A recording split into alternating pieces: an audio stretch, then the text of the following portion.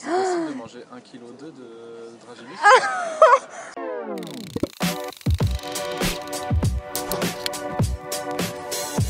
Ce que ça m'évoque, c'est le modèle de ma vie, on va dire. C'est celle qui m'a tout appris. C'est grâce à elle que je suis là. Et puis, je dirais une femme très très très forte, bosseuse. Et ouais, mon exemple. La Comédie Française, bah, c'est toujours mon rêve. Ça a été la première pièce que j'ai vue de ma vie. La première fois que j'ai voulu faire du théâtre, c'est grâce aux Malades imaginaires que j'avais vues quand j'avais 14 ans. Et j'espère un jour y rentrer. C'est toujours mon rêve. Bah, c'est toute ma vie. C'est mon école primaire. C'est les cours de théâtre. Parce qu'on jouait en fait dans un local à poubelle. Parce que notre MJC avait brûlé. Du coup, on était dans un des bâtiments en face de chez moi.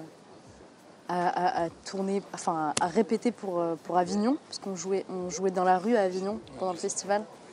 Et c'est là-bas qu'on répétait, donc voilà.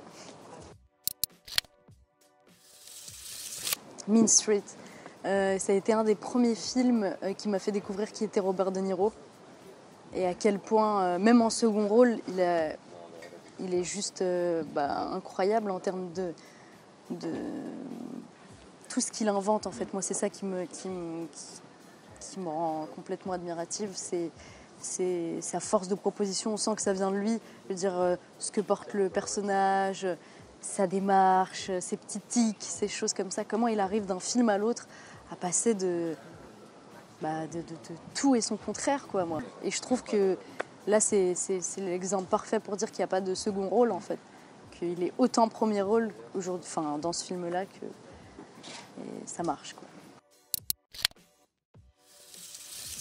C'est ma première pièce de théâtre revisitée. On s'appelait La Troupe des Revisiteurs. Et on revisitait tous les grands classiques, Shakespeare, Molière. Et on va dire que Le Malade imaginaire, c'est ce qui m'est le plus resté parce qu'on l'a joué au moins 5 ans. Je dirais, ouais, 4-5 ans. Et je jouais Toinette, qu'on appelait Toilette, en fait. La première pièce que j'ai vue à la Comédie Française. Et c'est surtout les 3 tours du conservatoire, du concours, j'ai passé Le Malade imaginaire. J'ai passé 3 scènes du Malade imaginaire. À la fin du 3e tour, la directrice du conservatoire m'a dit « Mais tu vas nous faire toute la pièce, tu connais pas ». Et je lui ai dit « Le problème, c'est que j'ai envie de faire ce que je connais le mieux. » Et Le Malade imaginaire, je crois que c'est... À ce moment-là, c'était ce que je connaissais le mieux. Comment décrire ? Je dirais qu'il n'a pas peur, qu'il n'a peur de rien, ce film. Très drôle, mais très dur. Et ce qui est un peu effrayant, mais en même temps excitant, c'est qu'on rigole pendant tout le film, alors que c'est un sujet très très très sérieux et très grave. On parle de la filiation. Je pense qu'il y a des milliers de garçons qui n'arrivent pas à couper le cordon avec leur maman. C'est une très très belle histoire, et en même temps, c'est coloré, je dirais. C'est coloré par Romain, par sa plume, par sa signature, je dirais, dans ses clips qu'on reconnaît, où c'est complètement fou, ça part dans tous les sens. Esthétiquement parlant, c'est incroyable, mais ce qu'il a rajouté et qui fait qu'aujourd'hui, Romain, c'est pour moi un réalisateur assez unique en France, on n'a pas 2 Romains, c'est qu'il a rajouté une profondeur au personnage, c'est que tous les personnages, ils sont touchants, tous les personnages ont une histoire. Et puis je pense que je dirais culte pour ce que c'est en France. Three Billboards et Frances McDormand, je pense que pour moi, c'est une des meilleures actrices de tous les temps. Elle a je sais pas comment elle fait pour... Enfin, elle a quelque chose un peu que Isabelle Huppert pourrait avoir aussi, ce sang-froid, cette ironie naturelle, vraiment sans rien forcer, quoi. Elle est tout ce que j'admire, quoi. Elle incarne un personnage très dur, mais très forte. Et elle le fait avec humour. Elle s'amuse, en fait. On voit qu'elle s'amuse à jouer cette fille. Et pour moi, ça a été le film de l'année. Mais quand elle a gagné l'Oscar, puis son discours, puis la femme que c'est, humainement. Elle a tout, c'est-à-dire que c'est quand même une des meilleures actrices de tous les temps. Et en plus, elle arrive à dire des choses quand elle reçoit son Oscar. Elle reçoit pas juste l'Oscar. Elle fait passer un message, elle fait lever tout le monde, toutes les femmes. C'est une femme incroyable. ouais, incroyable. Gros coup de cœur. Free Hugs. Alors ça, c'est marrant, c'est fou. Ok. C'est une opération qu'en fait, on avait, avec des amis, des copains, on avait fait après Divine. C'est-à-dire qu'on prenait des séances de cinéma et on allait faire des câlins gratuits, free hugs, aux gens à la sortie du film. Parce que comme c'est un film, pour ceux qui l'ont vu, qui finit. Du coup, à la fin, on est quand même assez... Je pense, voilà, on est assez touchés, bouleversés. Je pense même ça peut être très déroutant. Moi, je sais que même si j'ai joué dedans et comme j'avais pas l'impression de me voir, ça m'a mis plusieurs temps à m'en remettre. Je me suis dit que ce serait cool de faire ça et j'ai eu des réactions mais incroyables, des hommes qui pleuraient dans mes bras et en même temps qui étaient contents de recevoir ça et moi je recevais tout. C'était super. Je le referai s'il faut. Romain. Alors Romain, ça a été une rencontre atypique pour un homme atypique, je dirais. Il est, comme je l'ai dit tout à l'heure, il est unique en France et il y en a pas deux. Il assume en fait complètement. Ça fait du bien d'avoir un homme en face de soi qui assume son cinéma, qui assume son côté provoque. Mais tout ça fait dans la bienséance, j'ai l'impression. En tout cas, moi, ça m'a pas... Et puis c'est quelqu'un de très drôle. Oui. Et je pense que ça se voit dans son film, dans les punchlines, dans les références. Et il a beaucoup d'humour, il a beaucoup d'autodérision. Je pense que ces personnages aussi, c'est pour ça qu'ils en ont. Je trouve que tous les personnages, ils rigolent d'eux-mêmes, d'un sens. Et c'est très, très, très beau à voir. Très bien de travailler avec lui, en tout cas. Derkabir, c'est le quartier, oui c'est ça, le quartier de ma grand-mère et où ma mère a grandi. Derkabir, c'était les vacances quand j'étais petite où voilà quoi, on est à la maison, c'est là-bas que ma mère a grandi, que sa mère a grandi. C'est populaire, très populaire.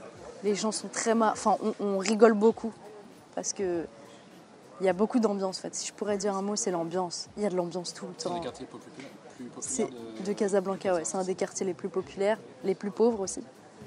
Et je crois que la pauvreté, ça rend drôle. J'ai l'impression.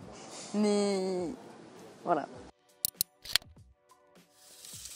Ciné Talent, c'est 1000 visages. 1000 visages, c'est Ouda, ma sœur, qui l'a créé. C'est une association qui permet de démocratiser le cinéma, en fait, tout simplement, de donner un accès aux gens qui n'ont pas accès, que ce soit géographiquement ou voilà, dans la culture, tout ça. Et 1000 visages, Ciné Talent, c'est des petits stages, en fait, où on passe à tous les métiers du cinéma, devant et derrière la caméra. Et on va dire que c'est là que j'ai découvert parce que j'ai tout fait, vraiment, tous les postes. Et je me suis découvert, parce qu'il y avait le théâtre, mais le cinéma, c'était encore autre chose. On va dire que c'est grâce à Ciné Talent, grâce à ce stage, que j'ai appris que je pouvais aussi faire du cinéma. Et que finalement, c'était pas si différent que ça. Et voilà, 1000 visages aujourd'hui, ça a été mon école, ma grande école. Ok, Jean-Marc Mouez, c'est la MJC. Ouais. Dans laquelle on faisait nos cours de théâtre et elle a brûlé malheureusement. Du coup on faisait ça dans des locaux dans des locaux à poubelle. Et Jean Mermoz, ça a été la MJC où toutes les vacances on allait, on faisait je me rappelle, il y avait PBN, Paris by Night. C'était les grandes soirées où on partait en minibus et on allait voir des spectacles, Jamel Comedy Club, voilà. C'est un des rôles que tu aimerais faire justement, Scapin ? Ah ouais, complètement, c'est fou. Il sait tout. Scapin, j'adorerais jouer Scapin. Je trouve que c'est... De toute façon, Molière, à mon avis, enfin, pas à mon avis, je pense selon l'avis de beaucoup de gens, il a un talent pour qu'aujourd'hui ces textes résonnent, en fait. Sur l'actualité, il est complètement dans l'air du temps. C'est dingue d'avoir écrit ces textes il y a si longtemps et qu'aujourd'hui ils soient encore lisibles et qu'on les comprenne. Et je trouve que les fourberies de Scapin, ce qui est intéressant, c'est que c'est un valet qui est très fourbe. Ça, j'aime bien jouer ça. Et puis il va complètement prendre le dessus. Et c'est un peu le choc des sociétés, quoi. Mais les dragibus, c'est un très très gros problème dans ma vie. C'est un très gros problème. C'est un très gros problème. J'arrive pas à m'arrêter. Je pense que si on pouvait dire un péché mignon dans la vie, c'est ça. Et pour la petite histoire, j'ai acheté un gel douche il y a pas longtemps. Les gels douche Haribo, là, dragibus. Parce que bon, le problème c'est que ces petits bonbons là, ils prennent beaucoup d'énergie. Et bon, le sucre, on sait que c'est pas super. Mais j'ai beaucoup de mal à résister. Ton préféré? Le noir. Merci beaucoup. Merci, c'était génial.